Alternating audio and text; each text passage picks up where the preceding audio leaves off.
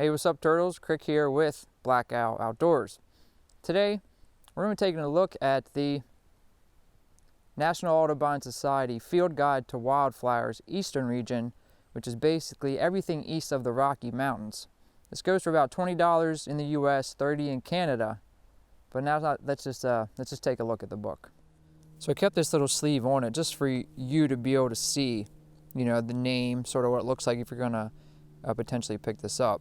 But ideally, I'm not going to carry that like that. So let me take it off and show you.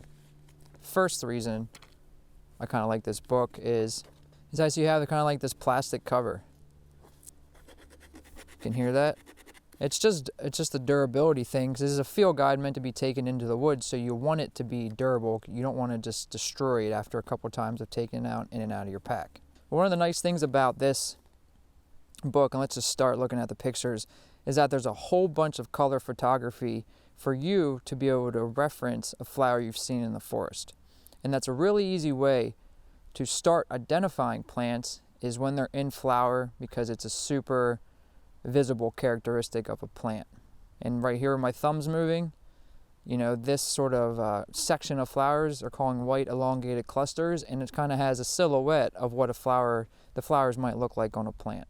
And I will flip through and show you something else, just show you, randomly pick. So then we have yellow radially symmetrical flowers, and again, right there's a little sort of silhouette or block color of what the flowers might look like. There's just a whole bunch of pictures that are basically broken up with color of the flower. In the beginning, before you even get to that, there's a whole bunch of information that you should familiarize yourself with, and there's a lot of specific language to botany and taxonomy specifically for flowers. And I'm going to do a video where we're actually going to go find a plant out in the woods and sort of use this guide and go through it to see it.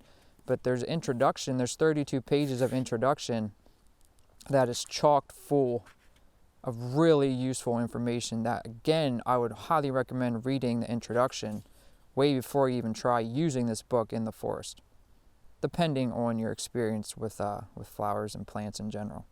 So let's say we reference these color photos and we have a pretty good idea of the flower, where we want to then proceed through the book to see all the descriptive information of the flower. And then you turn to these pages, or there might be a sketch, or there will be a sketch then of the flower, and you can see why color photography is really important, because looking at this, it's a lot difficult for me to even sort of visualize what that would look like in real life on the forest floor. And obviously you read all this and sort of draw a picture of yourself in your own mind, but having that color photography is super, super great. And most newer field guides, in my experience, they have way more photography as opposed to older ones where it's mostly just sketch. All right, for example, just to give you a rundown of how the description of the plant is going to be laid out in the book. So we have the common name, purple loco weed. Underneath it, we have its Latin name, which is Oxytropsis lambertii. Sorry, I'm a little far from the book. Genus, species. And then it gives a description of it, description of the flowers, description of the leaves, the fruit, the height of the plant, when it will be in flower, type of habitat you expect to see it in, the range, meaning where it is in the world. And then you have some comments. And in most guides, you'll get a little bit of information of maybe how it was used, this and that, but this is not a field guide to wild edibles and uses of plants. This is mainly for identifying the plant. That's a whole nother type of book if you want to know all the uses, how it was used historically and prehistorically, things like that. And some field guides are better with the comments and the information they have, and this one isn't super heavy on uses. It's sort of a little, it doesn't hurt this book in my mind, because I like this book in general, but some field guides are definitely better, and not just ones in the US or the Eastern US that I've used, because I've used field guides when I've lived in California, Arizona, and stuff like that. So, but all in all, this is a really good field guide, and I would recommend it.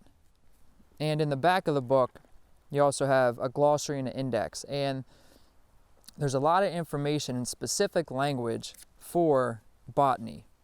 So it's really important to familiarize yourself with the language, because when plants are going to be described, they're going to be using the language of botany and taxonomy. And there's a lot of Latin in that too, with the species and the meaning behind the words. So there's a reason why I'm doing this in the winter, because there's a lot of information in this book. And right now is a really good time to read this and get familiar with the language so that in the next 3 months or when spring comes and the first wildflowers start popping up, you can be really familiar with the language and how to use the guide that you want to take out into the forest. We're actually going to use this book and go find a plant and kind of go through the step process to use this book, which I talked to him about. And actually I can see it, the actual plant we're going to do. It's out of frame right now, and just a little tidbit or a little challenge for you.